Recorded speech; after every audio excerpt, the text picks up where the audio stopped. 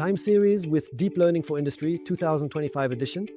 In time series, there is no room for guessing. Algorithm engineers are required to be precise, even when there are delays, seasonality, irregularities, biases, drifts, or sudden changes in pattern. This course is intended for developers who are already proficient in the principles of deep learning. During the course, you will learn and practice in Google Colab with open source models and real data how to handle univariate and multivariate sequences, cyclical encodings.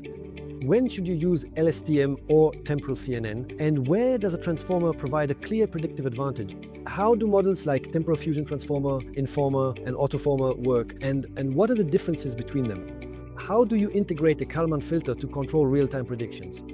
What are the advantages of Mamba, a new state space model for time series, and why might it replace or perhaps be integrated with LSTM and Transformer in the coming years? You will learn how to train models on hundreds of time series simultaneously and how to combine continuous data with tabular data for business purposes. The course is available in dozens of languages, including personalized GPT support. By the end of the course, you will have full professional capability to develop and implement deep time series models, a skill that will enable you to lead accurate forecasting projects, optimize business processes, and strengthen your expertise in a critical and evolving field within the industry.